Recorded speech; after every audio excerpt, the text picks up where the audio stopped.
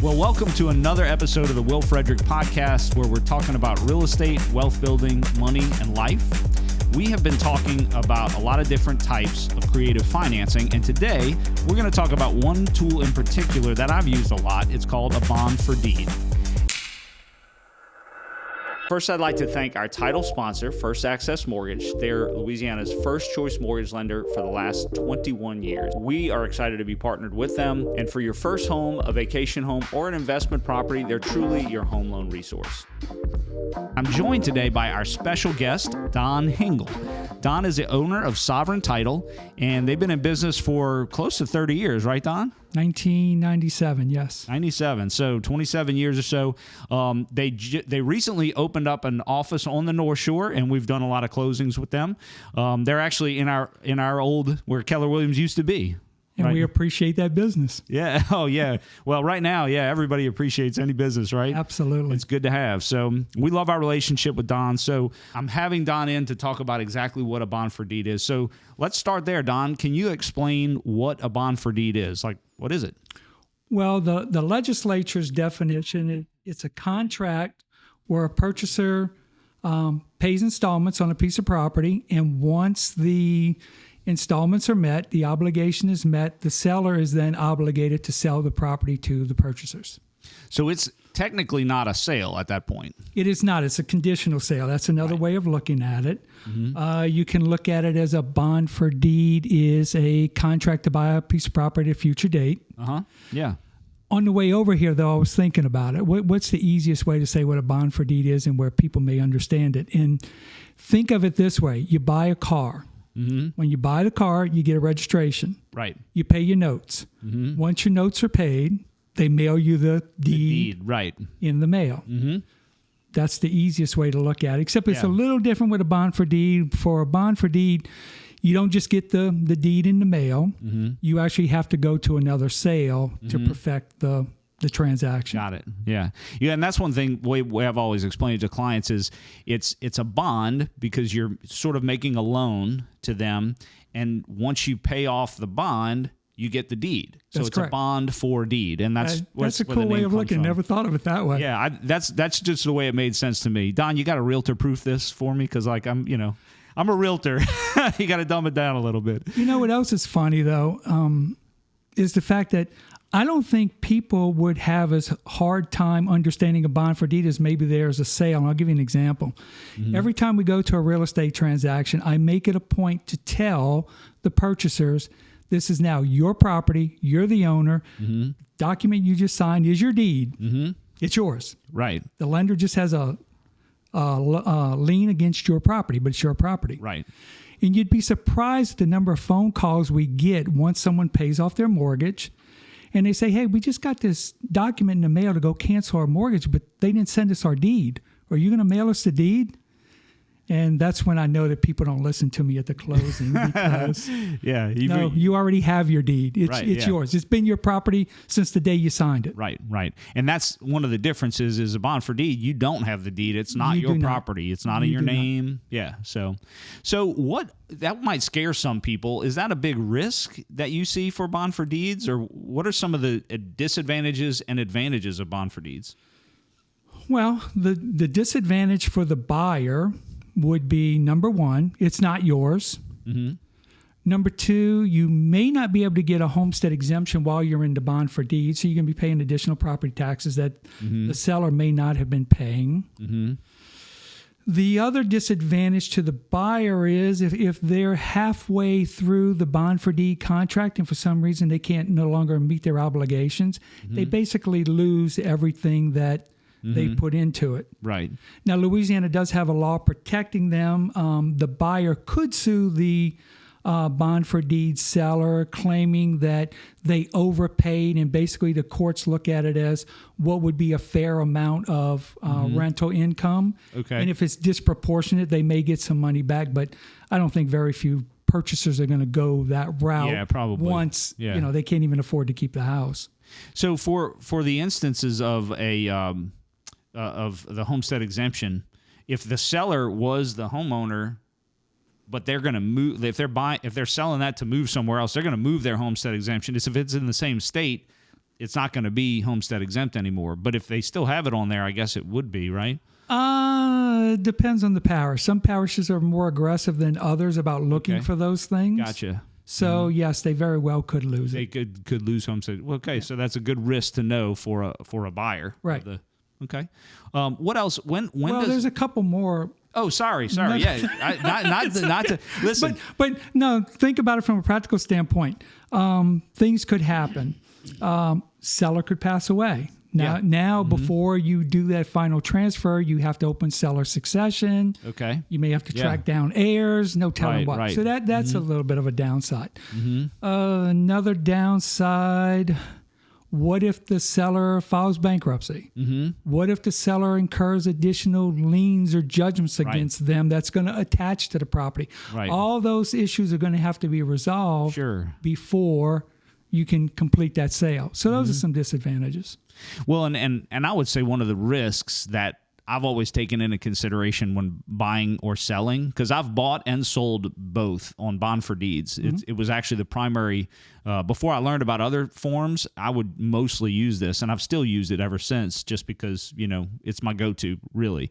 I would always want to make sure if there's an underlying mortgage, as the buyer, I'm paying that, that seller in some such situations, and I'm just trusting that they're paying their mortgage.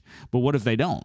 How is there a way to kind of monitor that? Louisiana tries to protect you in that regard. And what the Louisiana law says is if there is an underlying, or if there is a mortgage on the property that's part of that is the bond for deed contract, that there must be an escrow agent involved. Okay.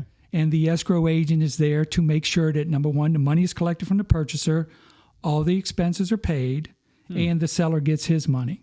So it's a way of your big concern. Is the seller going to properly apply my money? So I didn't realize that was required by the state of Louisiana. From my understanding that is one That's a great part of it that cannot be waived. Okay. That cannot be waived. That's very good to know, just because, that's a law that makes a lot of sense to me, because we always recommend, because we've done this for several of our clients, hey, bond for deed, but here's what you want. And you really want that whether or not there's a mortgage, to me, just because, you just want that intermediary to be able to hold everybody accountable, you know? But by law, if there's a mortgage on the property, it should go through an escrow agent. How many of these have you done over the years, Don? I can't give you a number. Over 100. I mean, it's not a large part of our practice. Sure. The escrow agent side of it is not anything that we really want to do. I mean, we service our own, but it's not like we're trying to grow that as a business. Sure. Well, I will say that, maybe this might not be great to say, but I will say that for as far as I know, you're the only Tangipahoa Parish servicer that I know of, and that's been a great benefit to me. Full disclosure, Don does service a bond for deed for me personally, and they've done a great job, and or in y'all's office. Well, when we do them, we want to service them because we want to make sure that the buyer and the seller are both being protected, and it leads to a sale. Right, exactly. Yeah, I mean, it's a benefit for everybody involved. And, of all the ones that I've done, I think I've only had one that didn't go to completion, that we're not currently servicing. Okay. So over all these years, just one. Oh, that's just pretty amazing. Yeah, your odds are way better than mine. Okay. I can think of one property that I sold on a bond for deed 3 different times. Actually, no, I'm sorry. We sold the property 5 times. The last time was a cash sale. The buyers kept on defaulting. It was a property in not a great neighborhood. They would buy it. In one case, they didn't even make the first payment. In another case, they made payments for years. We tried to help them get back, but they just ended up walking away from it. So I'm very aware of it because I handled the sale. That's right. I forgot about that. Yeah, Green. Yeah, I remember that. I do remember that one. Yeah. So there was a lot of paperwork to review on that one. Yeah, a lot of paperwork. Well, Don was up to the challenge, folks. Let me tell you. So when have you seen bond for deeds be the right solution for a buyer or a seller? Like, do you think that there's a benefit for one side or the other, or just does it depend on the situation? It certainly depends on the situation. Okay. I mean, it could be a situation where the bond for deed seller may be in a financial situation that they got to get out from under the house or they're going to lose it. Mm-hmm. Well, certainly a bond for deed is a better alternative than being foreclosed on. Oh, yeah, absolutely. From the buyer standpoint, what we see a lot of times is you got people that can afford to buy a house. They may not have the credit. They may need a little more time to get their credit in order. Yeah. And there's a seller that's willing to do a bond for deed to give them that time. Mm-hmm. And so it may be structured where they're going to take them out in 1 year, 2 years, 3 years. Right. Generally, we don't like to see them more than 5 years. Mm-hmm. But at the end of that 5-year period, they're in a financial position where they can go ahead and get a loan on their own and complete the transaction and take the seller out. So that actually brings to mind one of mine, and I was trying to think before when I found out just now on this podcast that it was illegal not to have an intermediary managing a bond for deed if you had a underlying loan. I did one of those. I sold one. I had a loan on it, and I sold it. And I was just, I didn't know at the time. This was many, many years ago. I knew a lot less then, and I just was collecting the payment for years, and I would pay the mortgage. There was nothing went afoul, thank God. And I did this bond for deed. This was a 30-year deal. It was like as long as they wanted to pay it. Now the rates got to be so good that I was encouraging them to pay me off, because I was like, listen, if you go get a mortgage, you're going to save, but you don't have to. I mean, I'll keep on doing this. And they tried a couple times. They were having credit problems, and so they attempted a few times over a few years, and finally were able to do it. So I'm not breaking the law anymore. That's the good news. But yeah, I'm almost certain that is one aspect that you cannot waive in a bond for deed. Today's episode is sponsored by Sovereign Title. They take pride in offering exceptional service to all parties in the real estate transaction, and they're very good about creating a stress-free, very comfortable closing environment. It's a closing experience, really. They've been in business for almost 30 years, and they're really one of our go-to closing companies. We love doing business with them. So check out Sovereign Title, and thank you for your sponsorship. It makes sense, and I don't even remember. I'm trying to think how an attorney would have let me do that, because I had it all done with an attorney. So I don't know, but I'm glad I'm not doing it anymore now that you've enlightened me, Don. Okay, Thank you. I'm glad this helped. Keep me out of jail. Hopefully this podcast doesn't go viral and somebody comes and gets me for past sins. Now that we were talking about that, I guess there's something else we can mention. I don't know if we're going to get there later or not. Sure. But the bond for deed has nothing to do with the existing mortgage. Mm-hmm. Okay. When you negotiate a bond for deed, you negotiate it under any terms and conditions that you and the purchaser want to do. Okay. An example, let's just say if you're lucky enough to be sitting on a 3% mortgage, mm-hmm. and you want to do a bond for deed, and they're going to need time before they're able to get their own financing, you can say, I'm going to sell it to you for this price, but I want 6% during the bond for deed. You're certainly able to do that. Yeah, and right now, 6% might be an attractive situation to a buyer, and that's something that like I've done bond for deeds where I might owe, let's just pull some numbers out of the air. I might owe $50,000 on it, but I'm selling it for $100,000, and I might have it at 3%, but I'm selling it at 5%. And there's absolutely nothing wrong with that. And that's a great deal for me, because then it's basically a pass-through cash flow. I'm making 5%, which is a very attractive rate right now on $100,000, and I'm only paying 3% on $50,000. Yep. So my cash flow, the delta there is nice, and I don't have to worry about it. Absolutely. So, and then one day when they pay off the bond for deed, most of mine do have what I call balloon notes. Hey, 3 to 5 years, you pay me off, and that's when I'll get the balance of whatever they haven't put down on that 100. Correct.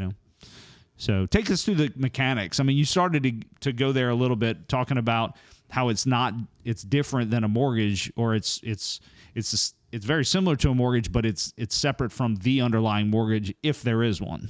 Yeah, it's just a contract that you negotiate between two parties, mm-hmm. Whatever they can come to an agreement on. And this is kind of different than, the bank's really not involved, right? Does the bank have to know about it? That's a question for you. It's a question that Technically, yes. Do they always? No. Okay. But you got to look at it from this standpoint. A mortgage company doesn't want to foreclose on you. A mortgage Right, they don't company care. doesn't Yeah. want the property because they're going to lose. Right. They're going to lose money on it. Yeah. So as long as they're being paid, they don't care. The only way the lender even knows about it is because we have to add the bond for deed purchaser on their insurance policy as an additional insured. Right. Because presumably they're paying a payment that the seller then pays an insurance company based on, and that buyer wants to be protected. Just like if I'm buying a house and the bank's the insured, but I'm also an additional insured because if there's more money than I owe the bank, then I want to get that. Well, not only that, but you don't want to give the insurance company a way out.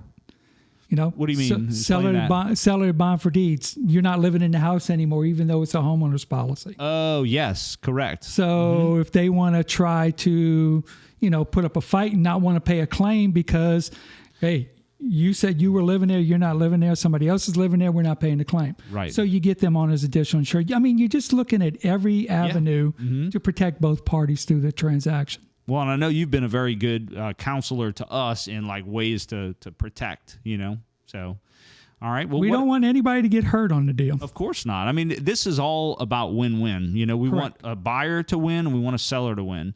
And again, bond for deeds have been a fantastic tool as I've counseled several of our sellers because sometimes they don't realize that's a possibility or how easy it is. That's one of the purposes of this show today is to help explain people, demystify this big scary thing called bond for deeds so people can say, oh, that sounds simple. I can do that. And there are situations where a seller might be interested in selling.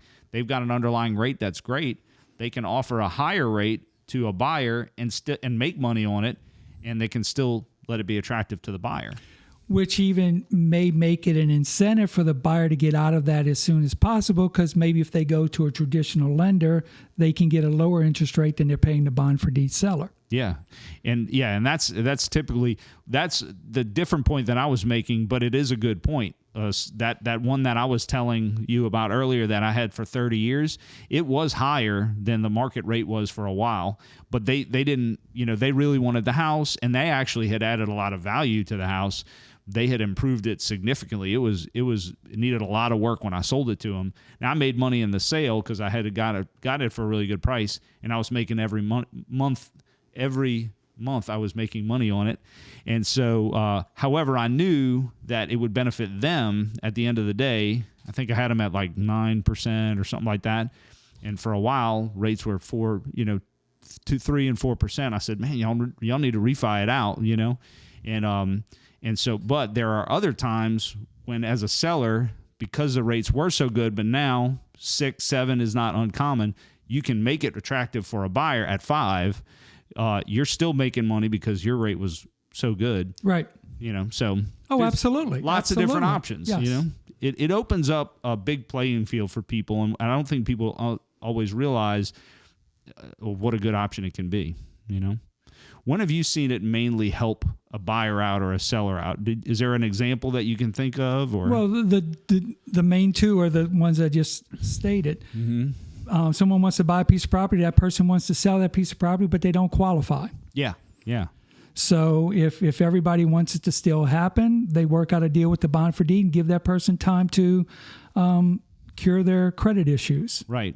And that's where the 2 or 3 year balloon payment comes in because if you have established payment history, bond for deed payments can be used, right? They are used. Matter of fact, in a credit bureau to establish good payment history, and it improves your credit. Yeah. When we go to, when they're trying to take it out and own it, most of the times the lender that's handling the transaction will ask us for a payment history. Mm-hmm. Yeah. And that's another benefit to having a servicer in the middle of it, even if it's not legally required, to have somebody that is a third party that says, yeah, they've been good, and here we got proof, Yeah, So. that happens all the time. Do you have an example of a bond for deed that you can share with our audience? In what terms? Well, just like a one that you've done recently that you could say, okay, here was the situation, here's how the problem was solved, here's the terms. I'm sorry you did. I'm sorry, but no. Oh, that's all right. I mean, they just flow. So Yeah. no. That's I try to stay out of all the personal information. We just get it, we put it together, and it's over with. I get that. Yeah. So that's no big deal. But I guess let's see. If you're asking about mechanics, the way we handle it, I'm not sure how other people over here are doing it, but we basically treat it like a sale. We will run a full abstract. We'll make sure that title is good before everybody gets into this, and we have to take care of so many issues. We run certificates through the courthouse just as a second precaution to make sure that we know what's out there. And then we do a couple extra things. We will actually prepare and execute an act of sale, the final act of sale at the bond for deed closing. Really? Okay. And then we have another document that we have both parties sign acknowledging that we are holding the sale for future recordation. Okay. We prepare both the cancellations of bond for deeds, because bond for deeds don't self-cancel. I was going to ask you about that. Yeah, they have to be canceled. Yeah, okay. So we have both of those affidavits prepared and executed at the bond for deed closing. So if it all goes well, we have the bond for deed cancellation by satisfaction. If it goes bad and the seller has to take it back, we have the mutual cancellation, cancel it by default. Okay. The only thing is with the one by default, you have to attach your certified letters and showing that you gave proper notice before the person left. Yeah. Well, I mean, that's great to know. I love how y'all do that very proactively, thinking years down the road, hey, what if this happens? What if that happens? You have all the paperwork. I mean, all the people are right there in front of you. You might as well get it done then, you know? Now, I can bring this up as an experience. Recently, we had one where one of the bond for deed sellers has disappeared and moved to a foreign country. Can't locate him. Really? All the terms have been met. The other This seller. is the seller or the buyer? Seller. Seller. Okay. Bond for deed seller. Okay. So we had that act of sale.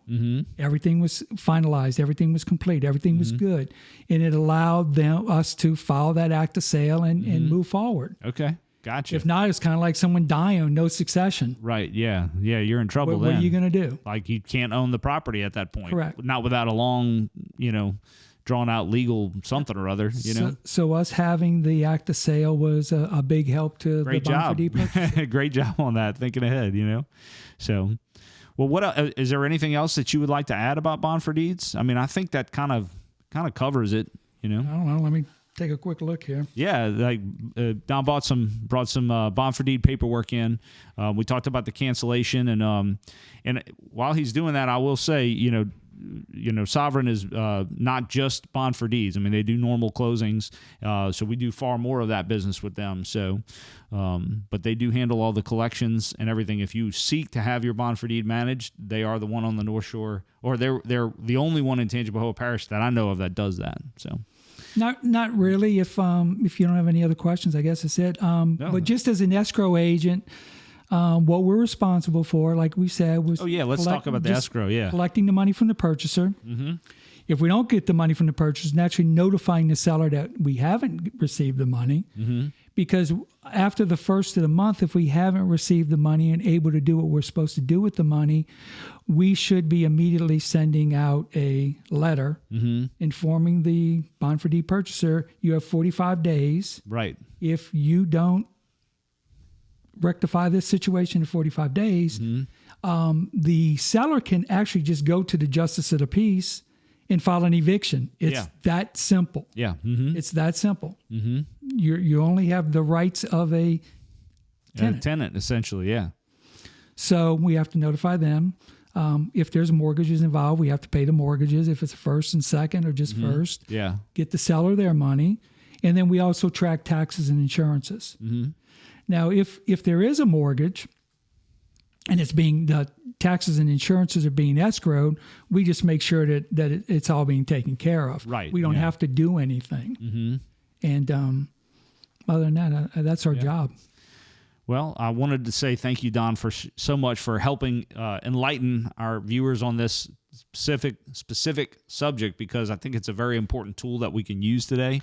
And I thank you for all your help with them in the past. No problem. And it is a good tool. And especially for people that may be losing their property. I mean, really, that's an avenue they should explore. Oh, yeah. Yeah. And anytime I have a distressed seller that's in that situation, because those can happen very quickly. We've closed bond for Ds from the minute we find out about it.